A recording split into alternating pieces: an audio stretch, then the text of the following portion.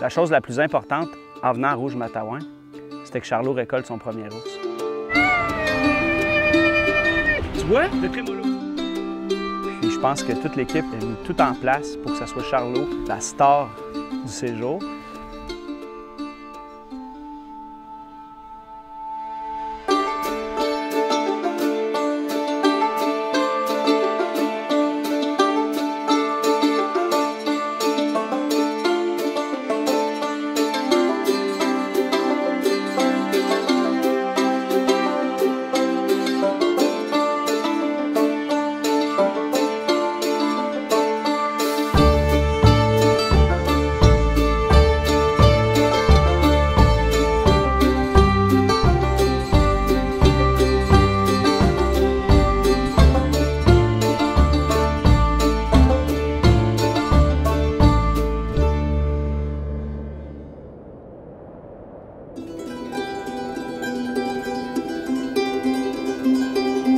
On est dans la réserve faunique Rouge-Matawan. Ce que je vis comme expérience, je suis avec mon fils. Il vient à peine d'avoir 12 ans. Et puis, le délai était trop court entre ses 12 ans et le moment de la passation de son test. Alors, on a pris un permis d'initiation. Et puis, j'ai la chance d'avoir mon père, 87 ans, qui est à mes côtés, qui était lui aussi un guide de chasse, notamment dans la région des Hautes-Laurentides ici. Donc, on a 3 générations de chasseurs. Et puis, on est un groupe quand même qui est expérimenté, là. Des gens qui ça fait quand même des années de chasse.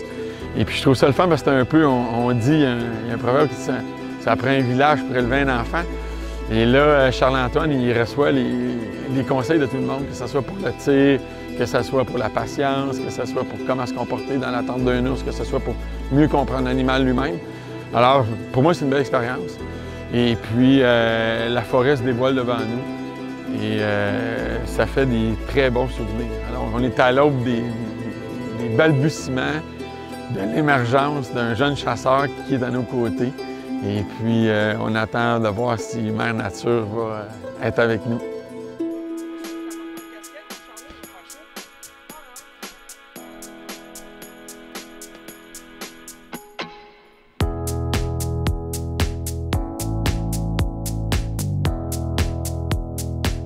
Quand on s'est rassemblés dans les premières rencontres pour discuter de, parce que tout revient à Charlot, où est-ce que Charlot pouvait récolter son premier gibier, la première destination qui m'est venue en tête, c'est Rouge-Matawan pour la diversité des espèces ici. Il y a de l'orignal, il y a du chevreuil, on a même vu un dindon et il y a de l'ours noir.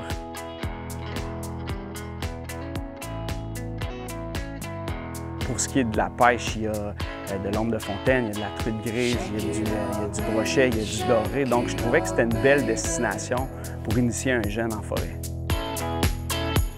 Ce qui est intéressant aussi, c'est que les terriens viennent de la région. Donc, dans les discussions pour le choix de l'emplacement, c'est sûr que la réserve Rouge-Matawan est au cœur de leurs activités. Shake it all, baby, shake it all, baby. Stop trying to look like models in a TV show. Why would you want to be someone you do not know? Un petit brochet. Girl, you're not so pretty, even in the winter snow.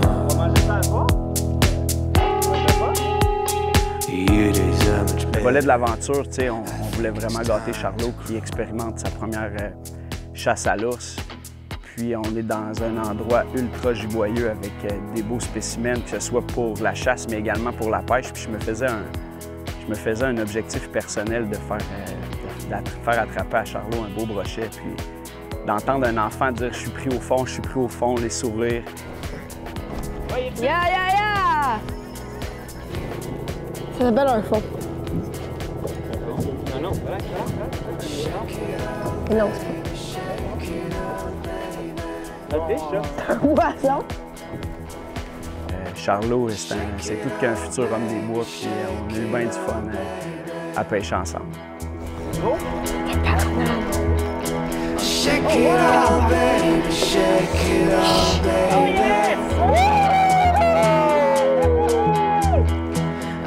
it on, baby, shake it on, baby. Hey, j'étais persuadé que j'avais pogné le fond là, à un moment donné. Wow!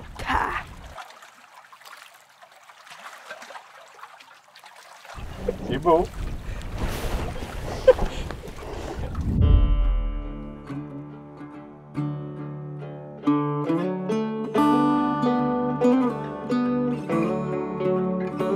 Moi, les souvenirs de mes premières chasses avec mon père, ça s'est déroulé justement ici dans les Hautes-Laurentides. On chassait le chevreuil à l'époque. Et puis, je me souviens de ça avec une finesse vraiment accrue. Je me souviens des détails. Je me souviens surtout de la gestion des émotions.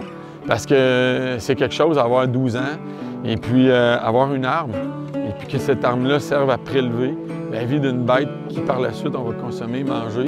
Et c'est que c'est nous, par ce parcours d'apprentissage-là, qui en arrivons à ces fins-là un peu, on voyage dans le temps à travers ça, parce que quand on s'adonne à la chasse, qu'on est jeune, on sait que nos ancêtres l'ont fait, on l'apprend et on se le fait enseigner.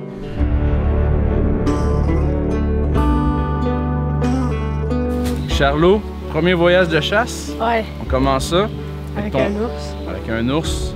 Ton père m'a mandaté de donner une petite formation de tir avant ta première expérience de chasse. C'est une petite carabine Browning.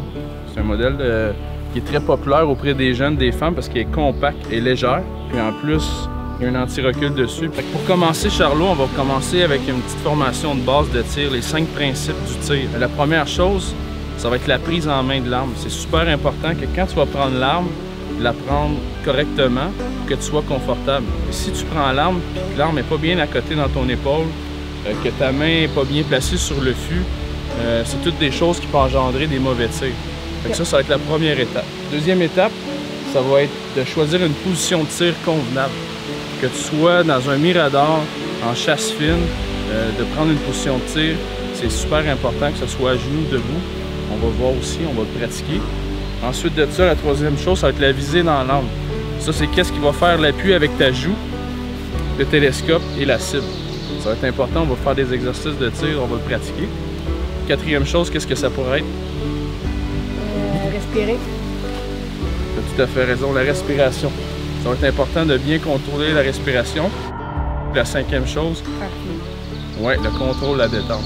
Ton père le dit si bien, caresser la détente. OK, c'est pas un spring, fait qu'on va le pratiquer. C'est les 5 principes de base. Il peut y en avoir d'autres quand on applique des tirs de plus longue distance, mais on va commencer avec ça aujourd'hui. Puis on va le voir en fin de semaine comment que ça va aller.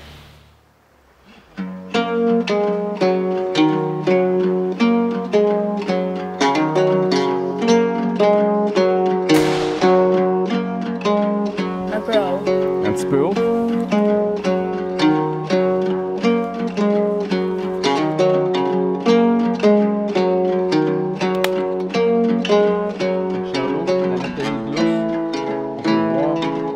Moi, qu'est-ce que je pense que la chasse amène à des jeunes, à des nouveaux initiés, surtout quand ils sont très jeunes, d'une douzaine d'années. La vie va vite, là, déjà, ils sont remplis d'engagement. On regarde leur horaire, déjà à l'école, ils ont des calendriers bien spéciaux, ils ont beaucoup d'activités, tout va vite, ils sont bombardés aussi de stimulation. Et là, soudainement, ils se retrouvent dans un arbre, là, à 20 pieds dans les airs. Et là, il faut qu'ils soient concentrés. Ils ont des petites actions simples à faire. Pas bouger rapidement, contrôler leur respiration, enlever le cran de sécurité, mirer dans un viseur, aller porter tranquillement la gâchette. Ils sont habitués, ils vont vite avec des claviers. Puis là, pour aller atteindre une précision, il faut qu'ils contrôlent la gestion de leur émotion. Il faut qu'ils y aillent en finesse, il faut qu'ils y aillent en délicatesse. Le moment d'attente pour ces jeunes-là, qui ont le cerveau toujours stimulé, le moment d'attente, c'est un volte-face complet là, avec leur vie normale. Là. Moi, je vois que ça calme les jeunes. Je vois que ce besoin-là de vitesse, malgré leur jeune âge, occasionnellement, ça commence déjà à les fatiguer, l'esprit de performer tout le temps. Alors, on sent qu'ils viennent, comme les adultes, se raviver. Ils viennent faire le plein en forêt. Et ça, tant mieux pour les parents et les facilitateurs qui continuent de faire le fil conducteur avec ça. Les amener, puis de faire en sorte que la forêt, que la chasse, que les randonnées pédestres, que le canotage, que les bertisses, que le camping soient une école étendue. Parce qu'on vit au Québec, on vit dans des grands milieux sauvages où il y a plein de richesses, puis plein de sources d'apprentissage à tous les niveaux. Alors tant mieux pour les enfants qui peuvent en profiter.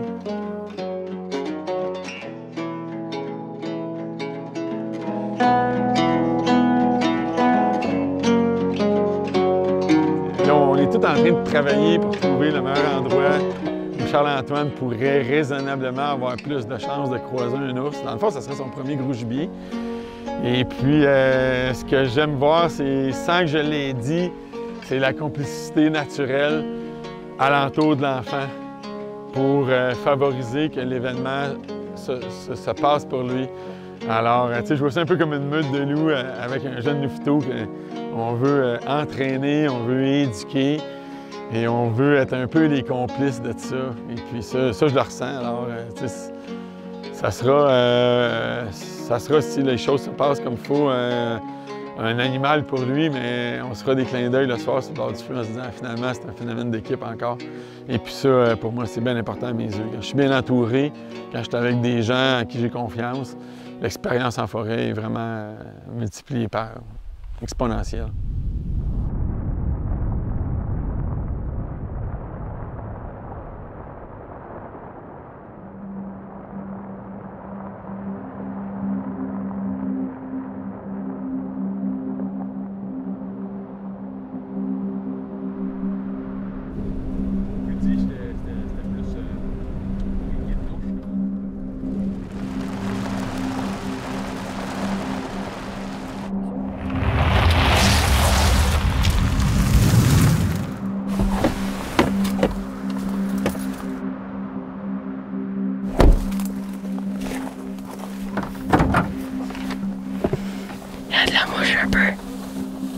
Un ours pour commencer. Je me sens confiant.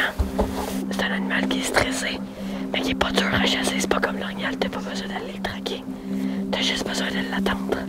J'ai hâte à tantôt. Ça, c'est le brochet qu'on a pêché aujourd'hui. Puis j'espère que ça va nous porter chance. On va aller le mettre au coin du baril pour tantôt.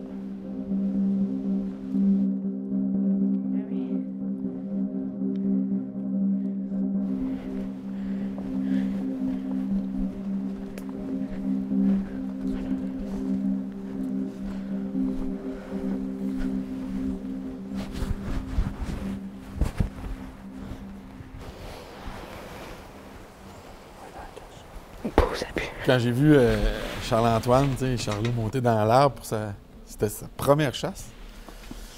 Là, dans ma tête et dans mon cœur de père, là, je voyageais dans le temps parce que là, je le revoyais à 6 Je ans. m'appelle Charles-Antoine Terrien, c'est moi ton guide de chasse. OK, enchanté. Qui montait un peu chancelant à 6 ans dans la cache alors qu'il m'accompagnait avec sa petite carabine en bois, tu sais, que le cowboy avait offert.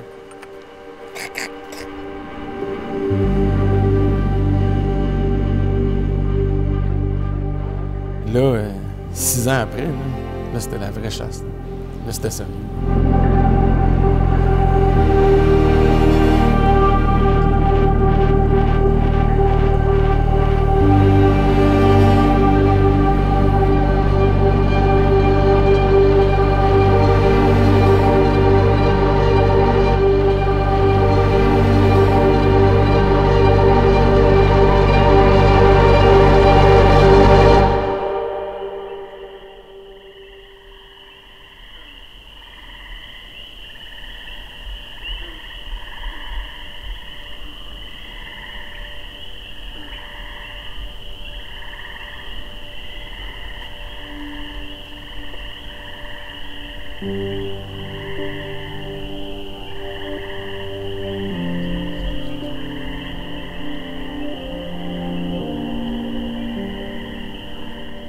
Je peux pas, j'ai pas de chute.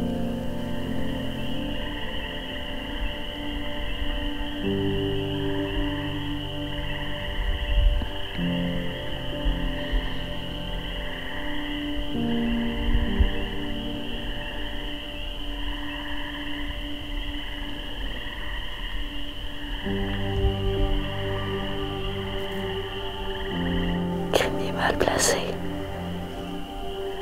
Moi, ça fait des images.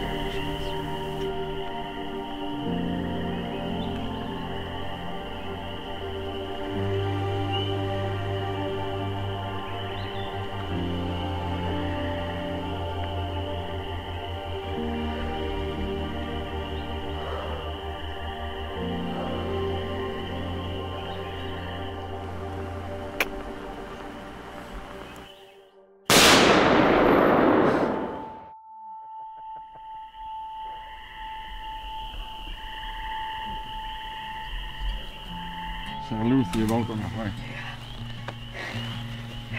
Ah, père-fils. Oh, il était placé tout le temps de dos. Puis à un moment donné, je me suis dit, prochaine fois qu'il se retourne la tête, juste un petit peu, il m'a tiré en arrière de l'oreille. Puis là, il s'est retourné la tête, puis j'ai tiré. Comme il est gros, mon grand. Yeah. Comme il est gros gibier. T'as bien fait ça, hein? Ouais. C'est de la gestion d'émotions. Écoute, il a passé en avant de nous autres. Il a passé juste contourné, là, il nous a a passé contourné. le bas, mais juste assez loin pour pas qu'on puisse le voir. Puis là, silence radio pendant 5-10 minutes. Puis il est sorti. Hey, quand tu m'as dit, il est là. Oh, j'ai peur. Ah, c'était quelque chose, là, pour vrai. Je suis fier de toi. Ah, merci. Beaucoup de feu, hein? C'est ma première expérience de chasse à l'ours, au gros gibier avec mon gars. Charles-Antoine, il vient juste d'avoir 12 ans. Alors, c'est une chasse d'initiation, réserve faunique Rouge-Matawan. Et puis, il y a eu de l'adrénaline. Un peu, ouais. Et puis, c'est ça qu'on voulait faire vivre, dans le fond. Le défi de rester immobile, de bien gérer son stress, de faire un coup précis. Et puis, c'était le but, alors. Je pense que la chasse, ça vient de rentrer, là, hein? Ouais. Félicitations encore. Merci. Wouhou! Ce serait pas cool de tomber. Ah, mon premier gros gibier, un ours rouge matawan, un beau V blanc et une belle tête.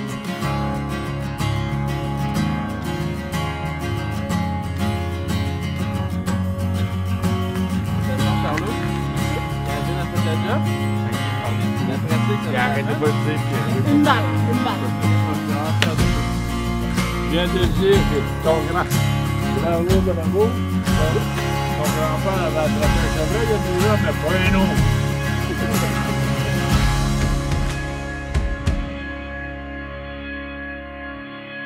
Hey Charlot! Charlot, ici, petite surprise pour toi. Tout jeune, j'ai appris qu'il y a certaines croyances spirituelles qui véhiculent le fait que le premier ours que tu prélèves, il faut que tu prennes son omoplate, il faut que tu la mettes vis-à-vis la lumière, donc vis-à-vis le soleil.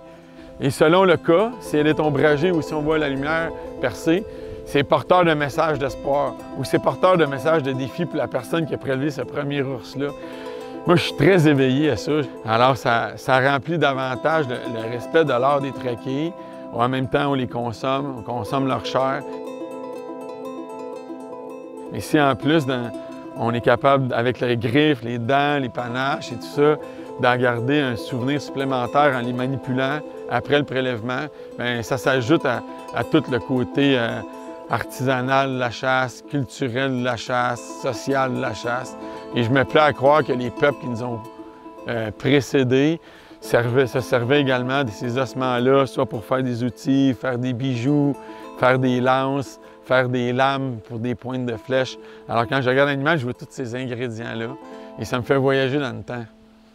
La croyance veut que le chasseur qui prélève le premier animal, notamment un ours, si tu prends ton omoplate et tu la mets vis-à-vis le soleil, si le soleil te transperce à travers, ça veut dire que tu vas avoir une vie de chasseur qui va être lumineuse, abondante. La chance va faire partie de ton cheminement futur.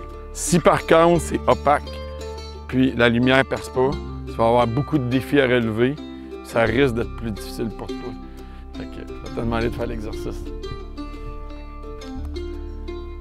On dirait quasiment qu'elle est transparente. Tu es content? Ben oui. Ouais?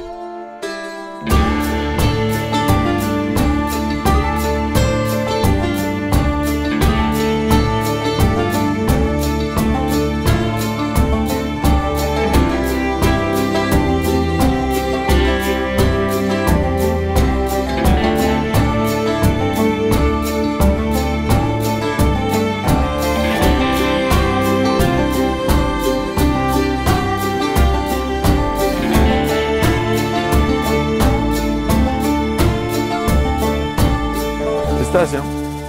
Fait que ça me fait plaisir de t'offrir ça. Puis tous les gars sont contents. pour toi de qu'est-ce que tu as fait. Ouais. Peut-être qu'il y en a d'autres qui vont s'accumuler dans ta chambre. Ouais, probablement. Ouais, peut-être des caribous. Peut-être quoi d'autre? Je suis très, très, très heureux. C'est une de mes belles journées de chasse, belles soirées de chasse avec mes amis puis mon chien, puis ce bel ours-là. À la prochaine.